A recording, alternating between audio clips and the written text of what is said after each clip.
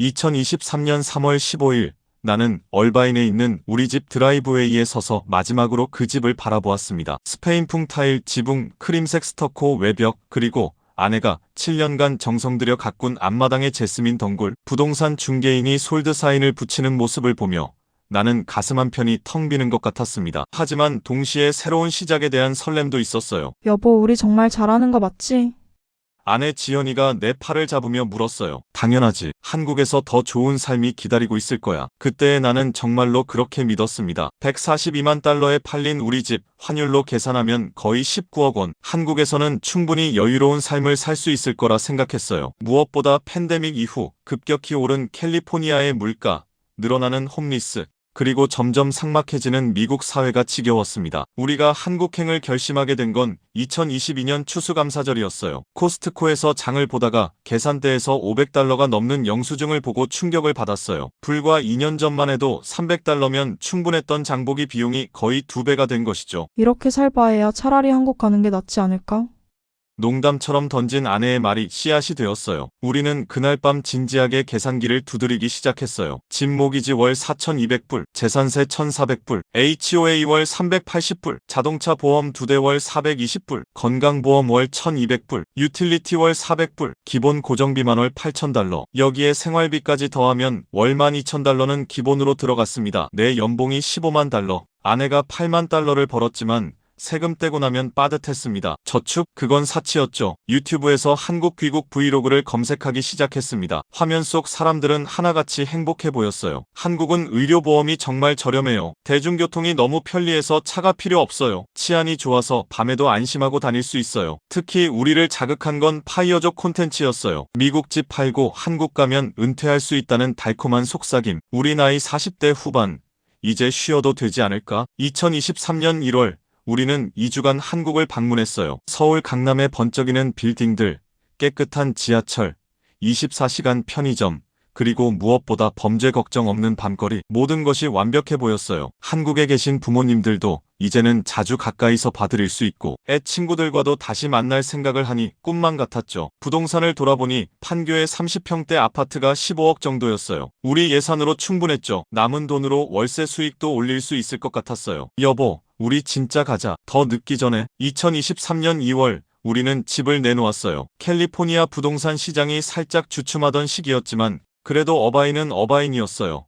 2주 만에 오퍼가 7개나 들어왔어요. 회사에 사직서를 내는 건 생각보다 어려웠어요. 12년간 다닌 테크 회사, 동료들과의 이별이 아쉬웠어요. 하지만 한국 지사로 전근 가능성을 열어두고 퇴사했습니다. 아내도 8년간 일한 회계법인을 그만뒀어요. 나중에 후회하지 않을까요?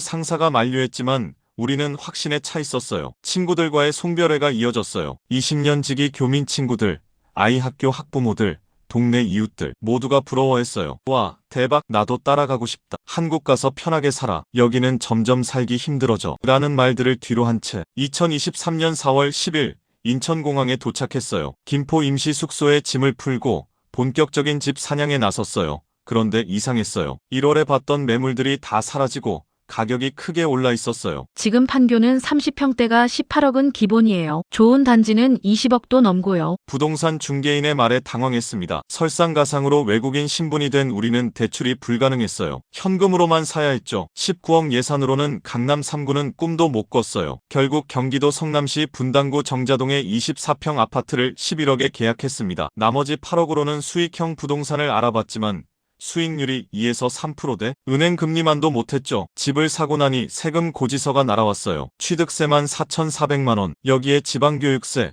농어촌 특별세까지 더해지니 5천만 원이 넘었어요. 미국에서는 상상도 못한 금액이었죠. 더 큰 문제는 양도소득세였어요. 한국 세무서에서 연락이 왔어요. 미국 집 판매에 대한 양도세를 내야 한다는 것입니다. 미국에서 이미 캐피탈 게인 텍스를 냈다고 했지만 한국도 거주자가 되면서 전 세계 소득에 대해 과세한다고 했어요. 외국 납부세 공제를 받아도 추가로 1억 5천만 원을 더 내야 한다고. 이게 말이 돼요? 세무사에게 항의했지만 돌아온 대답은 냉정했습니다. 법이 그렇습니다. 귀국 전에 세무 상담을 받으셨어야 했어요. 한국에서 은행 계좌를 여는 것조차 전쟁이었어요. 미국 시민권자인 우리는 FATCA 해외 금융계좌 신고법 때문에 모든 은행에서 꺼려했다. 미국 시민권자시군요. 우리 은행은 취급 안 합니다. 할 수는 있는데 수수료가 좀 높습니다. 그리고 매년 미국에 보고됩니다. 겨우 계좌를 열었지만 인터넷 뱅킹 하나 만드는데 서류를 10장 넘게 작성했습니다. 공인인증서, 보안카드, OTP, 미국의 간단한 모바일 뱅킹이 그리워지더군요. 한국 의료보험 최고라는 말을 믿었어요. 하지만 현실은 달랐어요. 우선 우리 같은 재외국민은 바로 혜택을 받을 수 없었어요. 3개월을 기다려야 했고 그동안 병원비는 100% 자비 부담이었습니다. 아내가 갑상선 검사를 받으러 갔다가 충격을 받았어요. 대학병원 예약이 3개월 뒤였어요. 미국에서는 일주일이면 전문의를 만날 수 있었는데 빠른 진료 원하시면 특진 예약하세요. 비용은 3배입니다. 라고 상담원이 말하더군요. 결국 특진을 받았습니다. 보험 적용도 안 되고 검사비만 200만 원이 나왔어요. 미국에서 보험으로 커버되던 검사들이 한국에서는 비급여였습니다. 24평 아파트 주차장은 기계식이었어요. 매번 차를 빼려면 관리실에 연락해야 했죠. 아침 출근 시간에는 30분씩 기다리는 건 기본이었습니다. 도로에 나가니 더 막막했어요. 차선 무시하고 끼어드는 차들, 깜빡이 없이 급정거하는 버스들, 보복운전, 여유롭던 캘리포니아 운전이 천국처럼 느껴졌습니다. 여보, 차 팔고 대중교통 이용하자. 하지만 대중교통도 만만치 않았습니다. 출퇴근 시간 지하철은 지옥이었어요. 사람에 치여 숨도 제대로 못 쉬겠더라고요. 에스컬레이터에서 오른쪽에 섰다가 뒤에서 욕을 들었습니다. 한국 지사 전근을 기대했지만 현실은 냉혹했습니다. 12년 경력의 엔지니어였지만 한국에서는 경력직 44세일 뿐이었습니다. 미국 경력이 대단하시네요. 근데 한국 기업 문화에 적응 가능하실까요? 면접 때마다 듣는 질문이었습니다. 겨우 중견기업에 입사했지만 연봉은 미국의 절반도 안 되었습니다. 1억 2천만 원, 세금 떼고 나면 월 700만 원 정도. 더 충격적인 건 문화였어요. 김 부장님, 어제 왜 7시에 퇴근하셨어요? 아, 약속이 있어서. 다들 9시까지 있었는데 팀워크를 생각하셔야죠. 회식 문화도 견디기 힘들었어요. 주 2, 3회 회식, 2차, 3차는 기본. 안 가면 조직 부적응자가 됐습니다. 미국에서 일하셨다고 여기서도 그 스타일대로 하시면 안 됩니다. 상사의 면박에 자존심이 상했습니다. 미국에서는 인정받는 전문가였는데 여기서는 그저 나이 많은 신입이었어요. 아내는 더 힘들었어요. CPA 자격증이 한국에서는 무용지물이었어요. 한국 공인회계사 시험을 다시 봐야 한다고 했어요. 결국 작은 세무대행 사무실에 취직했지만 월급은 250만 원, 미국 연봉의 3분의 1도 안 되었습니다. 우리에게는 늦게 얻은 중이 아들 재민이가 있었어요. 미국에서 태어나 자란 아이였죠. 한국 교육이 좋다고 들었는데 현실은 충격이었어요. 엄마, 나 학교 가기 싫어. 전학 첫 주부터 재민이는 울며 하소연했어요. 영어는 잘하지만 한국어 쓰기가 서툴러 놀림을 받았어요. 야, 교포. 한국말도 제대로 못하면서 왜 왔어? 더 큰 문제는 수학이었어요. 미국에서는 우등생이었는데 한국 수학은 차원이 달랐어요. 선행학습을 안 한 재민이는 바닥권이었습니다. 재민이 어머님, 지금이라도 수학학원 여러 곳 다니셔야 해요. 최소한 3곳은 다녀야 따라갑니다. 학원비만 월 300만 원, 영어, 수학, 과학, 논술. 재민이는 밤 11시까지 학원을 전전했습니다. 미국에서는 방과 후 농구하고 친구들과 놀던 아이가 한국에서는 학원 로봇이 되어가고 있었습니다. 20년 만에 돌아온 한국 친구들을 만날 생각에 설레었어요. 하지만 현실은 달랐습니다. 야, 미국에서 돈 많이 벌었겠네? 오늘은 네가 쏴라. 모임 때마다 나오는 말이었어요. 미국 생활이 힘들었다고 해도 믿지 않았어요. 에이, 뭐가 힘들어. 미국 시민권에 달러 벌었잖아. 학부모 모임은 더 힘들었어요. 어머, 미국에서 오셨어요? 애가 영어는 잘하겠네요. 우리 애 과외 좀 해주실 수 있나요? 아파트가 24평이세요? 아, 그래도 분당이니까 괜찮으시겠네요. 매 대화마다 비교와 평가가 들어있었어요. 미국의 단순하고 편한 인간관계가 그리웠습니다. 또 한 가지, 4월 귀국 후 처음 맞은 미세먼지 경보. 목이 칼칼하고 눈이 따가웠습니다. 오늘 미세먼지 매우 나쁨이니까 마스크 꼭 쓰세요. 캘리포니아의 맑은 하늘이 그리웠어요. 창문도 제대로 열 수 없는 날이 한 달의 절반이었습니다. 여름 장마는 더 힘들었어요. 습도 80%의 불쾌지수 매우 높음. 에어컨 없이는 못 견디겠는데 전기세 폭탄이 무서웠습니다. 7월 전기세가 40만 원이 나왔어요. 한국 물가 싸다는 것도 환상이었어요. 외식비는 미국과 비슷하거나 더 비쌌어요. 특히 수입품은 미국보다 훨씬 비쌌어요. 아이가 좋아하는 시리얼, 과자들이 2~3배 가격이었습니다. 엄마, 왜 여기는 다 이렇게 비싸? 스트레스가 쌓이면서 건강에 적신호가 왔어요. 나는 위염과 역류성 식도염으로 고생했고 아내는 불면증과 우울증 증세를 보였습니다. 여보, 우리 잘못 온 것 같아. 2023년 12월 아내가 울면서 말했어요.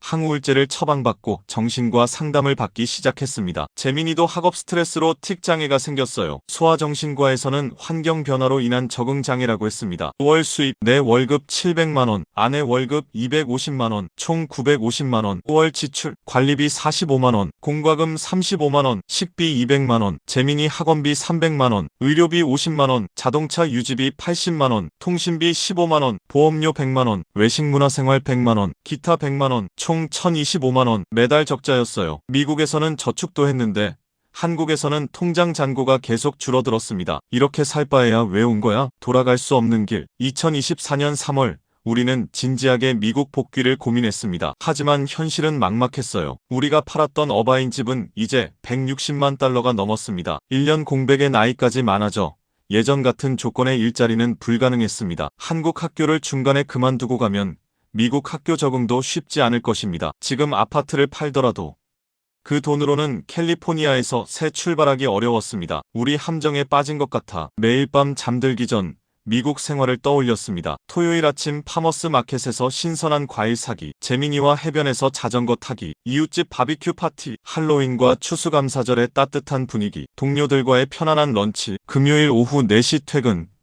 그때가 천국이었는데 몰랐어. 저희가 한국으로 이주하면서 잃은 것은 다음과 같습니다. 미국 집 판매 142만 달러 19억 원, 한국 아파트 구입 마이너스 11억 원, 각종 세금 마이너스 2억 원, 생활비 적자 마이너스 1.5억 원, 남은 현금 4.5억 원. 미국에 있었다면 집값 상승 20만 달러, 저축 5만 달러, 총 자산 167만 달러 22억 원, 한국 현재 아파트 11억 원 하락세, 현금 4.5억 원, 총 자산 15.5억 원, 손실 6.5억 원, 넓은 집, 여유로운 생활, 깨끗한 공기, 안정된 직장 모든 것을 잃었습니다.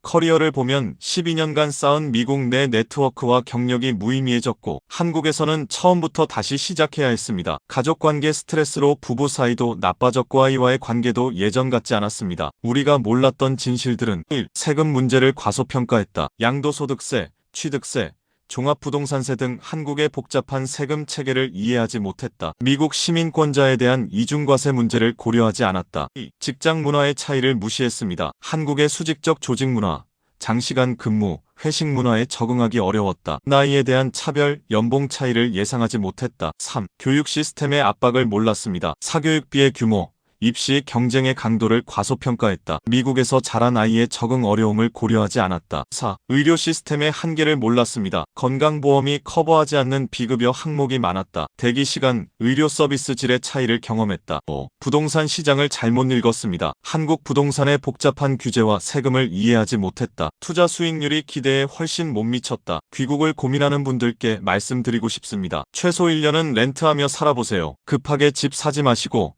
한국 생활을 충분히 경험해보세요. 세무 상담을 꼭 받으세요. 귀국 전 한국과 미국 양쪽의 세무 전문가와 상담하세요. 자녀 의견을 최우선으로 고려하세요. 특히 10대 자녀가 있다면 적응이 매우 어렵습니다. 돌아갈 길을 열어두세요. 미국 직장, 집, 신분을 바로 정리하지 마세요. 충분한 자금을 준비하세요. 예상 비용의 2배는 준비해야 합니다.